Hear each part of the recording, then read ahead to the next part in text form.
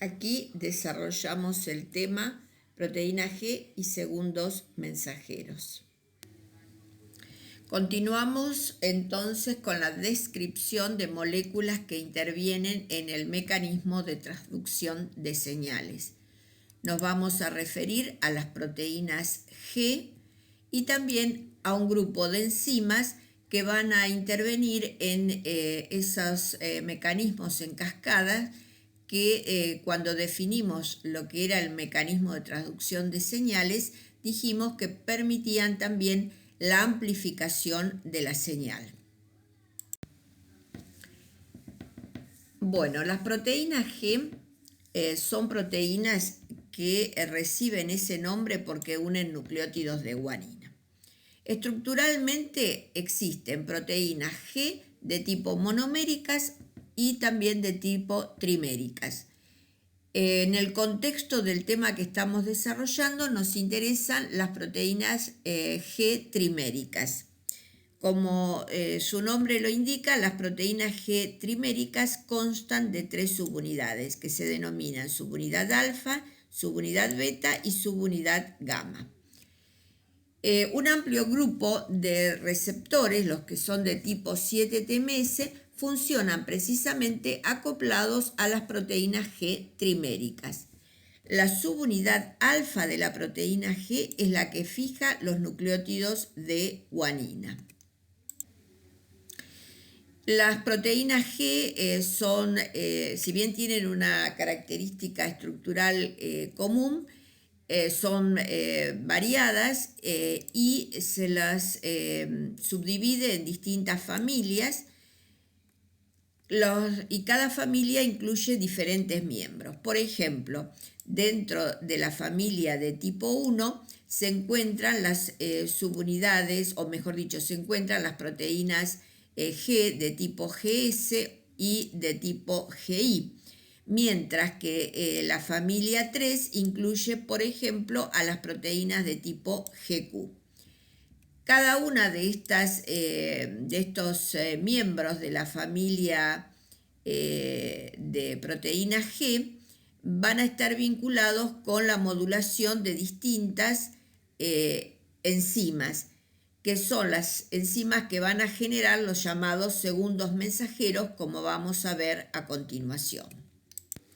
Veamos a continuación qué eventos suceden cuando la hormona se une al receptor. ¿Qué cambios experimenta la proteína G?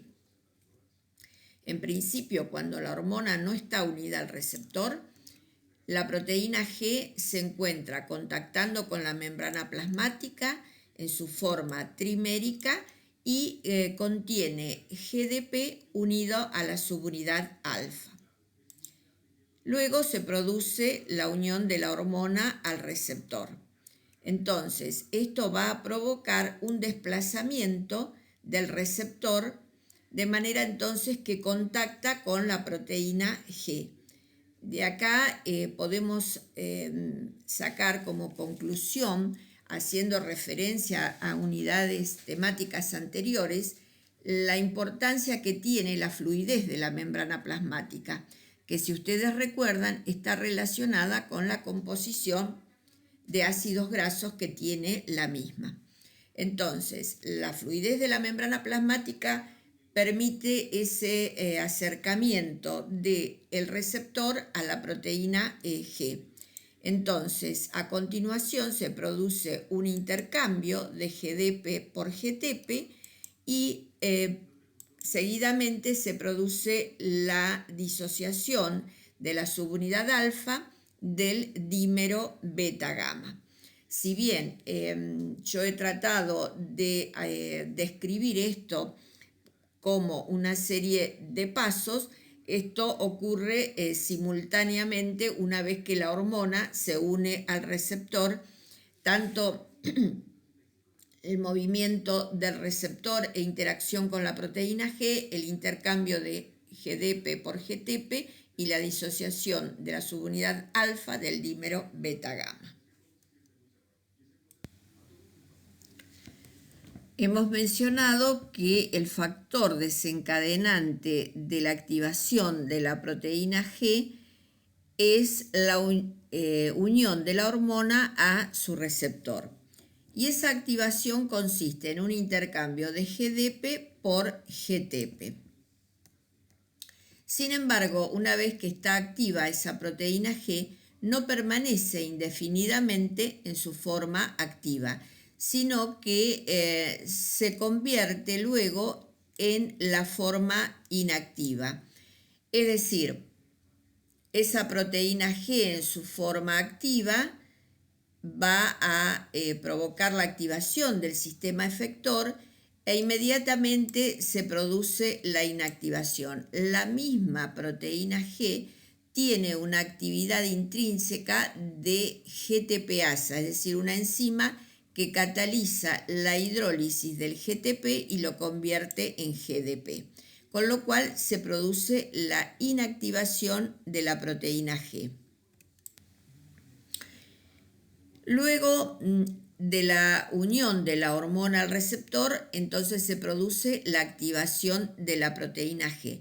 Y es a través de la proteína G que se produce la activación del sistema efector. El sistema efector no es nada más que una enzima que va a generar lo que se llama un segundo mensajero. Esa enzima cataliza la conversión de un sustrato en un producto y ese producto es lo que se llama el segundo mensajero. El primer mensajero es la hormona, mientras que el producto del sistema efector es lo que se llama el segundo mensajero. Lo interesante de este mecanismo es que la hormona permanece siempre en el espacio extracelular. Sin embargo, como consecuencia de la unión de la hormona a su receptor, intracelularmente aparece lo que se llama el segundo mensajero, su concentración aumenta en el interior de la célula y de esa manera se transduce ese mensaje. Las proteínas G difieren fundamentalmente en el tipo de subunidad alfa y depende de la subunidad alfa qué enzima que forma parte del sistema efector se va a activar. Por ejemplo, la subunidad alfa I es un tipo de proteína G que lo que provoca es la inhibición de una enzima denominada adenilil ciclasa o la activación de una enzima denominada fosfodiesterasa, según el tipo de hormona que participe.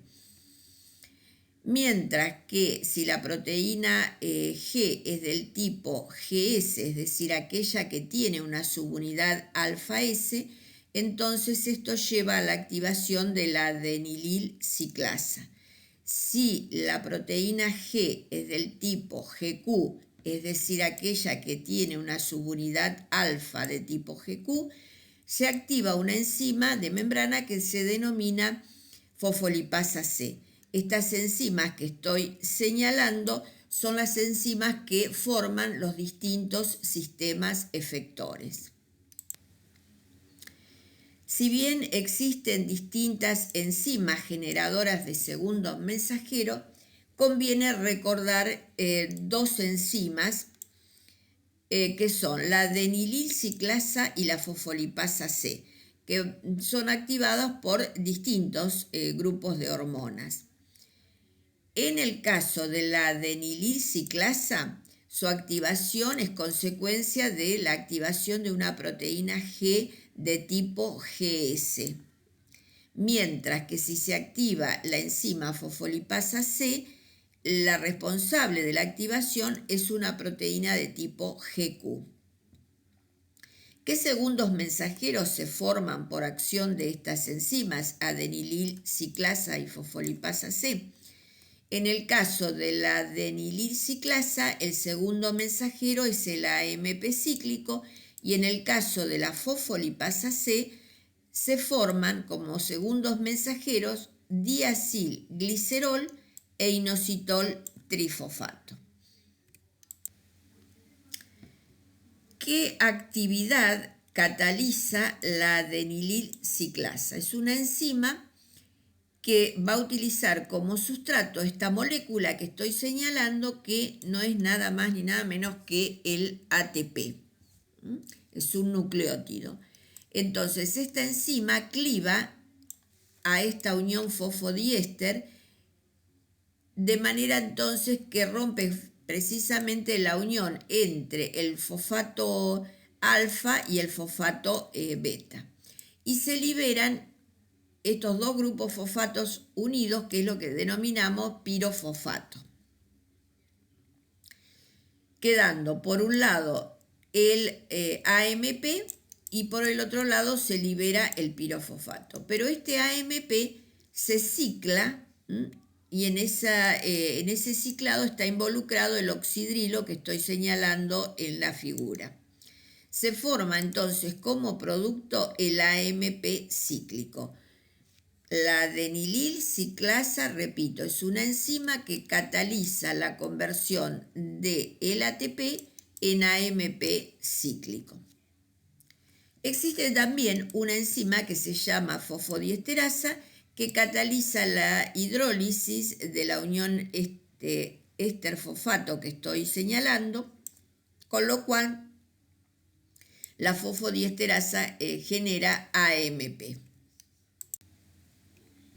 Por lo tanto, los niveles intracelulares de AMP cíclico están controlados por las actividades de dos enzimas. Una es la adenilil ciclasa, que cataliza la formación de AMP cíclico a partir de ATP, y la otra es la actividad de una fosfodiesterasa que cliva el AMP cíclico generando AMP. La fosfolipasa C es otra de las enzimas generadoras de segundos mensajeros. Esta enzima, la fosfolipasa C, actúa sobre los fosfoglicéridos. Recordemos cómo es la estructura de un fosfoglicérido. Está constituido por una molécula de glicerol que se esterifica con dos moléculas de ácidos grasos, formando estos las dos colas hidrofóbicas que contienen este tipo de moléculas. El tercer grupo hidroxilo del glicerol está unido mediante una unión fosfoéster con una molécula de ácido fosfórico. Ese fosfórico a su vez está esterificado con un compuesto que llamamos compuesto X, que si ustedes recuerdan puede ser serina, puede ser colina, puede ser inositol. ¿Qué uniones hidroliza la fosfolipasa C? Una fosfolipasa C va a hidrolizar la unión fosfoéster del fosfoglicérido, de manera que libera el diacilglicerol por un lado y por otro lado libera el compuesto X, ahora fosforilado. Lo vamos a llamar XOP. X es el alcohol formando una unión de tipo éster con el grupo fosfato. Este grupo fosfato es el que proviene del fosfoglicérido. En el caso de los segundos mensajeros que hemos mencionado anteriormente, derivados de la fosfolipasa C, el sustrato de esa fosfolipasa C es un compuesto que se denomina fosfatidil inositol bifosfato, que es un inositol, una molécula de inositol que está unido a dos grupos fosfatos por unión de tipo fosfoéster. ¿Qué es estructuralmente el inositol? Es un alcohol de 6 carbonos cíclico polihidroxilado. Tiene varios grupos hidroxilo. En este caso en particular, dos de estos hidroxilos se encuentran esterificados con ácido fosfórico.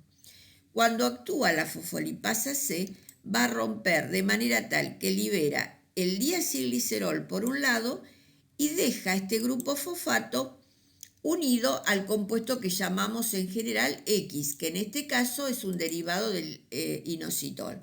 Por lo tanto, en este caso lo que se libera es este compuesto que es el inositol trifosfato. Veamos un poco de las estructuras químicas. Esto es la molécula del inositol que tiene un grupo fosfato que estoy señalando ahora y otro grupo fosfato acá. Por otro lado, ese inositol fosforilado está unido a un compuesto que deriva del glicerol. Tenemos el esqueleto del glicerol, dos de sus hidroxilos esterificados con ácidos grasos y mediante un grupo fosfato ese glicerol se une a este compuesto que es el inositol fosforilado. Evidentemente esto es una molécula anfipática, por eso forma parte de las bicapas y las dos colas hidrofóbicas del glicerol permiten anclar a esta molécula en la membrana plasmática. Por acción de la fosfolipasa C, como dijimos, se hidroliza la unión que estoy señalando y se libera el inositol trifosfato, mientras que el diacilglicerol queda embebido en la membrana plasmática. Este inositol es el inositol trifosfato, que también se denomina inositol 1,4,5-trifosfato por la posición en la que se encuentra cada uno de los grupos fosfatos.